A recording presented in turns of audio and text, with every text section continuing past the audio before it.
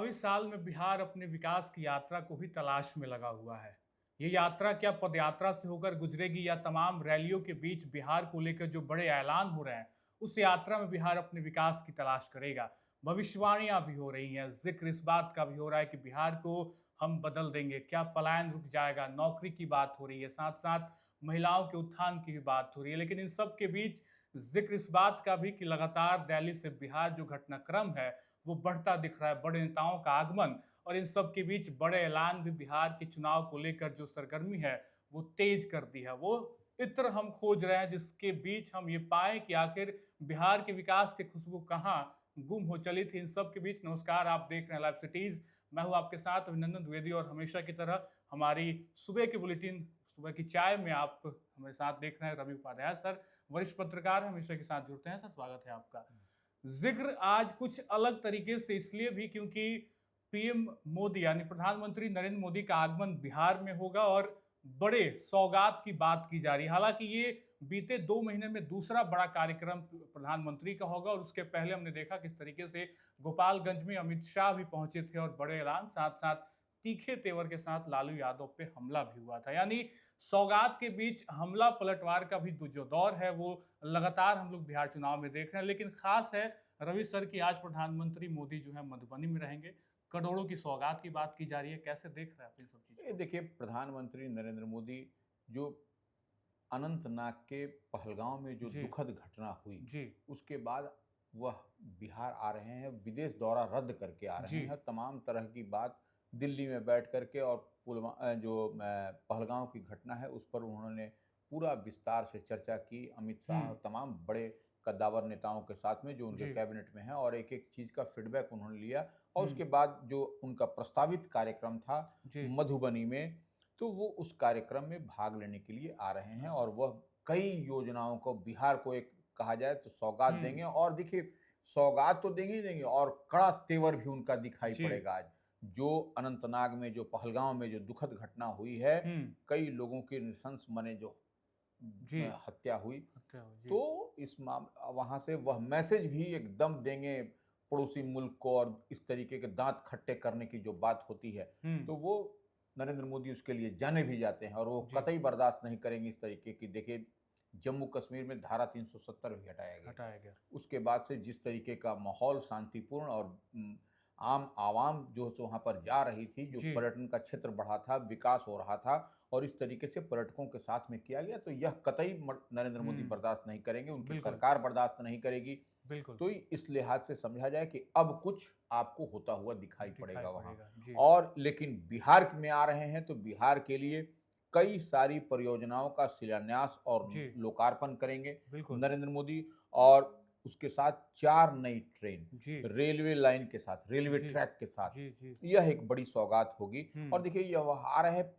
पंचायती राज मंत्रालय का जी। कार्यक्रम है, जी। तो वो पंचायती राज दिवस पर कार्यक्रम होगा। और तो उसमें बिहार का जो हम्म। स्थान है वह तीसरा स्थान मिला है, जी। तो इस लिहाज से पुरस्कृत भी करेंगे। हम्म। और जो कहा जा रहा है 11:45 मिनट में, जी। और जो है सो मधुबनी झंझारपुर में पहुंचेंगे। अपने वो जी। सभा स्थल पर रहेंगे। जी। ये एक बात। अब वो जो सौगात देंगे बिहार को, तो हम जी। बताए 4 ट्रेन, तो उसमें हम यह भी बता देते हैं, सहरसा से मुंबई के बीच जी। एक ट्रेन होगी जो अमृत अमृत भारत भारत। एक्सप्रेस जी। उसका नाम है। यह बड़ी एक बड़ी सौगात होगी। सौगात है, जी। निश्चित रूप जी। से ये जी। बिहार को मिलता है। जी। दूसरा, जयनगर से पटना, जी।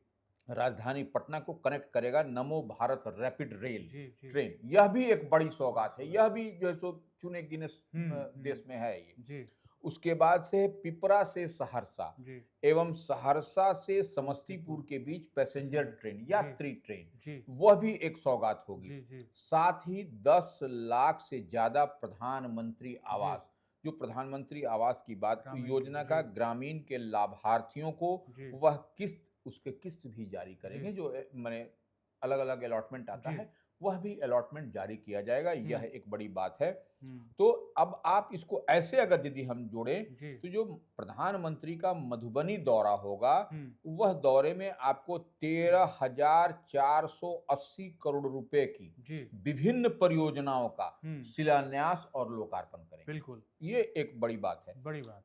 और प्रधानमंत्री आवास की बात हमने बता दिया। बिजली को लेकर जी 1170 करोड़ रुपए की परियोजनाओं का जी बिजली को स्ट्रेंथन किया जाएगा। जी जो पावर कट और या अन्य जो डेडिकेटेड जी डेडिकेटेड फीडर जो एग्रीकल्चर के लिए होते हैं, वो हम्म सब तमाम तरह की यह जो परियोजना होगी, हम्म जो 111,070 करोड़ रुपए की जी जो जी परियोजना है, तो उस पर भी प्रधानमंत्री बात होगी। तो जी ये जो सो बड़ी योजना, बिल्कुल बड़ी सौगात बिहार को प्रधान हम बार-बार इस बात को कहते थे जी कि प्रधानमंत्री का दौरा इसी तरह का दौरा नहीं होगा। हम्म जब आएँगे तो निश्चित रूप से बिहार को सौगात मिलेगा हम्म और ये बड़ी उपलब्धि बिहार के लिए होगी। और देखिए, डबल इंजन की सरकार है जी केंद्र और बिहार में। यहाँ पर जी नीतीश कुमार हैं, वहाँ पर केंद्र में नरेंद्र मोदी है हम्म और दोनों जगह एनडीए की सरकार है। तो हम्म निश्चित रूप से आपको यह एक बड़ा सौगात बिहार के लिए होगा जी और आम आवाम को इससे लाभ लाभ मिलेगा। और हम्म देखिए, इस बिहार विधानसभा का आम चुनाव होना है, आम बार-बार इस चुनाव बात जी को कहते हैं। जी तो ऐसे में आम चुनाव है विधानसभा का, तो तमाम तरह एनडीए की ओर से इस तरह के एक दिखाया जा रहा है, एक जी प्रयास हो रहा है कि बिहार को हम सौगात दे रहे हैं और सौगात के बौछार लगाते हुए दिखाई पड़ रहा है। तो हम्म निश्चित रूप से एक बड़ी उपलब्धि बिहार के लिए बिहार आने के वाले लिए है। समय में होगी। बिल्कुल सौगातों की बात लगातार इसलिए भी हो रही है क्योंकि रवि सर आप देख रहे होंगे पिछले 3-4 महीनों से ही चाहे वो नीतीश कुमार की प्रगति यात्रा उसमें करोड़ों की सौगात की बात करें या मोदी का अगर प्रधानमंत्री मोदी का आगमन अगर हम देखें पिछले 2 महीनों में ये दूसरी बार बिहार बिल्कुल। भागलपुर पहुंचे थे फिर मधुबनी आ रहे हैं आज तो वहां भी सौगात की बात हो रही है। कहीं ना कहीं जो बाकी राज्यों में हम ये देख पा रहे हैं कि एक एक होड़ मची है वोटर्स को अपने करीब लाने की चाहे वो रेवड़ी कल्चर हो या तमाम तरीके की चीजें हैं। लेकिन यहाँ हम थोड़ा देखें तो सौगात से कहीं ना कहीं परियोजनाओं को ही मजबूत किया जा रहा बिल्कुल। है। बिजली व्यवस्था जो बिहार में एक टाइम पे एकदम त्रस्त थी उसको तो नीतीश कुमार ने मजबूत किया है, साथ-साथ पीएम मोदी भी उसका जिक्र करेंगे ही कल। बिल्कुल। कुल मिलाकर बिहार को लेकर एक अच्छी बात यह है कि चुनाव के माध्यम ही विकास दिख रहा है अब। बिल्कुल, सही बात है। देखिए, नरेंद्र मोदी हम बार-बार इस बात को कहते हैं और जी। नीतीश कुमार भी जो है सो डेवलपमेंट के लिए, बिहार को विकसित बनाने के हुँ, लिए तमाम तरह की प्रयास कर रहे हैं। जी। नरेंद्र मोदी तो ख़ैर कहने की हुँ, बात ही नहीं है। तो ये डबल इंजन की सरकार है, तो बिहार के लिए उपलब्धि भरा हाँ, यह काल होगा। जी। और इसकी निश्चित रूप से समझिए कि जब रेल, हुँ, बड़ी-बड़ी जब परियोजनाएँ चलेंगी, बड़ी-बड़ी अमृत भारत हुँ, और इस तरीके की जब बात होगी, नमो भारत जी। रैपिड रेल, तो यह सब बिहार के लिए तो बेहतर है बड़ी और बात, जी। यात्रियों को, आम आवाम को इससे सुविधा बहुत मिलेगी। बिल्कुल, जहाँ एक खेमा एनडीए का खेमा खुद को इस तरीके से बड़े सौगातों से जनता के बीच अपनी स्थिति मौजूद करा रहा है और मजबूत भी कर रहा है, तो वहीं दूसरा खेमा महागठबंधन का वो भी तैयार है। आज बैठक भी है और बैठकों का सिलसिला महागठबंधन में लगातार पीछे अगर देखें तो 1 हफ्तों से 2 हफ्तों से लगातार बड़ा इसलिए भी दिख रहा है क्योंकि प्रेस कॉन्फ्रेंस भी हुई, बड़ी मीटिंग हुई, तेजस्वी विद्यालय भी पहुंचे, उसके बाद बिहार में बैठक किया उन्होंने, उनको अध्यक्ष भी बना दिया गया और फिर आज एक बड़ी बैठक बैठक है सर। देखिए, निश्चित रूप से आपने देखा कि कल भी एक बैठक होने जी, वाली थी। जी। राज तो उसमें उस बैठक को रद्द कर दिया हुँ, गया। रद्द इस लिहाज से किया गया क्योंकि जो पहलगाँव में जो घटना घटी जी, पर्यटकों के साथ, जी। इतनी ब तो उसको जो है सो रद्द कर दिया गया। आरजेडी ने उसको घोषणा किया कि नहीं हुँ, होगा। और आज जो है सो जी। सदाकत आश्रम कांग्रेस का प्रदेश करें, मुख्यालय में, जी। उसमें तमाम बैठकें होंगी और उसमें तमाम महागठबंधन के जो हुँ, भी घटक दल हैं, राजद है, जी। कांग्रेस है, जो 3 वाम दल हैं वो, और विकासशील इंसान पार्टी। हाँ, तो ये वहाँ पर रहेंगे और उसके बाद से यह जो कहा जा रहा है कि कुछ न कुछ एक आकार लेता हुआ दिखाई पड़ेगा हुँ, महागठबंधन बिहार में। और जी। सीट पर भी कुछ-कुछ बात होगी। अन्य जो भी है, कॉमन मिनिमम प्रोग्राम है, हुँ, साझा अभियान चलाना है, दो कोऑर्डिनेटर को जो है सो, तो यह सब जी, तमाम तरह की बात आपको दिखाई दिखाई पड़ेगी। पड़ेगी। लेकिन यह पहले तो तय हो जाना चाहिए कि क्या-क्या होगा। बीते दिन आपने जी, देखा भी कि राजद कितनी जी, तैयारी में था कि जी। महागठबंधन की बैठक होगी, लेकिन हुँ, दुखद नहीं हो घटना पाया। पहलगाँव के कारण नहीं जी। हो सकी। सीट को लेकर बात जो फँसती दिख रही है या फिर फँसता क्या दिख रहा है, सबका एक महत्वाकांक्षा होता है और बिल्कुल। हर पार्टी की अपनी महत्वाकांक्षा है कि हमें अत्यधिक सीट मिले। ये चीज़ कितना आसान लग रहा है आपको महागठबंधन में या फिर एनडीए में भी तो ज़िक्र मांझी कर ही दे रहे हैं 40 का, 30 का और उपेंद्र कुशवाहा भी डिमांड तो करेंगे ही। देखिए, सब जगह देखिए, एनडीए हो या महागठबंधन हो, सब जी। जगह सीट शेयरिंग को लेकर के हुँ। थोड़ा-सी उथल-पुथल की स्थिति है। हाँ, है। तो ये आप देख पा रहे हैं, समझ पा रहे हैं कि हुँ, महागठबंधन हो या एनडीए हो, सब हुँ, जगह सीट को लेकर के सिर फुटौल है। है। क्योंकि सबको एकोमोडेट करना है जी और 243 सीट ही है। जी तो इस लिहाज से यह तैयारी बड़ी तैयारी दिखाई पड़ रही बिल्कुल। हमने बात कर ली अब दूसरे खेमे की, अब तीसरे खेमे की तरफ थोड़ा बढ़ते हैं और देखते हैं आखिर वहाँ क्या हो रहा है। क्योंकि ज़िक्र जब भी राजनीति की होती है, चाहे वो देश की हो या फिर बिहार की, तीसरे मोर्चे का ज़िक्र बहुत ज़रूरी हो जाता था। लोगों को भी ये आस थी कि कोई तीसरा आएगा और शायद हमारी बात सुनेगा, विकास की बात करेगा, पलायन की बात करेगा, नौकरी की बात करेगा। वो तीसरा खेमा 2 अक्टूबर 2024 को पार्टी के रूप में तब्दील होता है और पदयात्रा को जो एक लंबा क्रम चल रहा था, वो पार्टी का रुख लेता है और पार्टी के रूप में एक बार फिर अप्रैल में रैली की जाती है। रैली की तमाम तस्वीरें भी हमने देखी, थोड़ा-सा वहाँ पे कुछ ना कुछ चूक तो ज़रूर था, लेकिन उसके बाद फिर वहीं से अनाउंसमेंट होता है कि हम फिर से जनता के बीच जाएँगे और एक बार फिर से यात्रा के तौर-तरीकों को देखते हुए हम लोगों से ही जुड़ेंगे और एक बार फिर हमने देखा कि जनसुराज उद्घोष यात्रा हो रही है सर। तीसरा खेमा खुद को बहुत मजबूत करने की स्थिति में है। बीते दिनों भागलपुर में थे, आज बांका में रहेंगे पीके। देखिए, निश्चित रूप से प्रशांत किशोर हार मानने वाले व्यक्ति नहीं है। जी। वह लगे हुए हैं लगातार जो सो जनता के बीच। आपने देखा कि बीते हुँ। से जितनी लंबे समय से वह पदयात्रा कर जी। रहे थे, फिर वह उद्घोष यात्रा पर हैं हुँ। और जनता के बीच जा रहे बीच हैं। जा रहे हैं। भागलपुर में भी गए और बार-बार उन्होंने दोहराया कि नीतीश कुमार अब सीएम नहीं। मुख्यमंत्री नहीं बनने जा रहे हैं जी। बिहार के। इस बात को उन्होंने ठोंक करके कहा है। हुँ। अब देखिए, आज वह बांका में रहेंगे। जी। बांका के बाद फिर वह जमुई जमुई। रहेंगे। जी। तो इस तरीके से अनवरत उनका उद्घोष यात्रा चलता चलता हुआ ही रहेगा रहेगा। और जनता से आम-आवाम से कनेक्ट करते हुए दिखाई पड़ेंगे आपको। ये यात्रा थोड़ा इस तरीके से हम समझे सर कि पदयात्रा उन्होंने खत्म नहीं की थी। उन्होंने कहा कि अभी भी यात्रा जारी है और जब बिहार बदलाव रैली में थोड़ी-सी नाखुशी उन्हें मिली, जब जनता उस तरीके से रैली में दिख नहीं पाए, चाहे वो तमाम कारणों से हो, जो जैसा कि उन्होंने प्रशासन पे भी तरीके की चीज़ें लगाई कि शायद प्रशासन की अनदेखी हो गई।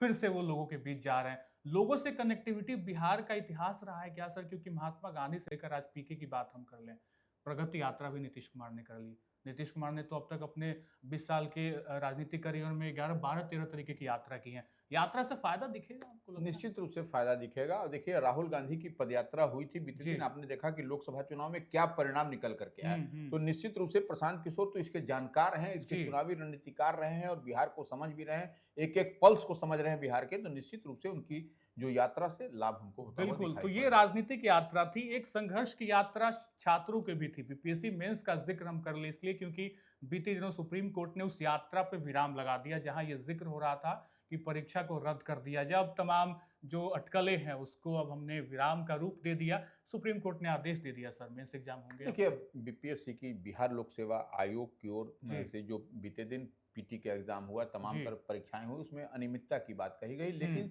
सुप्रीम कोर्ट में जो चीज गया, हुँ। सर्वोच्च न्यायालय है वह, जी, तो वहां पर उसने देखा कि कोई भी अनियमितता का कुछ है नहीं। कुछ है बिल्कुल, नहीं। बिल्कुल। तो इस लिहाज से वह जिस शेड्यूल जो बिहार लोक तय सेवा समय आयोग था। ने जी, जो जारी किया है, जी। 25 से 30, वो आपको उस दरमियान मुख्य हुँ, परीक्षा होगी होगी। और उसके लिए जो एग्जाम का डेट है 25, 26, हुँ, 28, 29 और 30 30 अप्रैल को अपने शेड्यूल तय समय पर होगी। बिल्कुल, और ये होगी तो निश्चित रूप से अब जो सुप्रीम कोर्ट की जब मुहर लगी, तो अब मुहर लग इसमें गई। कोई ऊहापोह की स्थिति नहीं है बची ही है। नहीं। लेकिन एक बात और समझिए, जी, आप समझिए कि चिराग पासवान जी। जो एनडीए के बड़े नेता माने हुँ, जाते हैं और लगातार उनके बहनोई जो जमुई से सांसद जी, हैं अरुण भारती कह रहे थे कि वह चुनाव लड़ेंगे, बिहार जी। उनको पुकार रहा है। हुँ, तमाम तरह की हम बार-बार कहते थे कि वह नरेंद्र मोदी को चिराग पासवान, हुँ, जो उनकी कैबिनेट में मिनिस्टर हैं, लोक हुँ। जनशक्ति पार्टी रामविलास के अध्यक्ष हैं, जी, श्रद्धेय स्वर्गीय रामविलास पासवान के वह पुत्र हैं। हुँ। तो हम बार-बार एक बात कहते थे कि देखिए, वह नरेंद्र मोदी को अपना राम मानते हैं और वो जी, हनुमान हैं, जी, वो उनको जी, कहे भी जाते हैं। जी, तो इस लिहाज से वो देखिए, आज जो प्रधानमंत्री आ रहे हैं, तो जी। चिराग पासवान भी बिहार आ रहे हैं हुँ। और उनके साथ सभा के मंच पर आप मधुबनी में चिराग पासवान को भी देखिएगा। देख सकते हैं। बिल्कुल, ये एक बड़ी जानकारी है और कहीं न कहीं अटकलों के बीच इस बात का भी कहीं न कहीं रेस लगा हुआ है कि तमाम बीते 2-3 दिनों से हम लोग देख रहे थे, उनको लेकर भी मुख्यमंत्री का ज़िक्र चल रहा था। एक निजी कार्यक्रमों में उन्होंने बताया था कि ऐसी चीज़ें हैं, बट फिलहाल अभी ये शुरुआती बहुत अटकलें हैं, उस पे हम लोग बात नहीं करेंगे। लेकिन आखिरी जानकारी जो आज की सुबह की चाय में देनी बहुत ज़रूरी है, वो है गर्मी को लेकर लगातार हम बीते 2-3 दिनों से देख रहे हैं कि ऐसी संभावनाएँ या फिर हम लोग महसूस भी कर रहे हैं कि बहुत तगड़ा हीट वेव है, लू की लगने की जो संभावना है वो काफ़ी तेज़ है और ऐसा कहा जा रहा है कि 26 अप्रैल के बाद ही मौसम ठीक हो पाएगा।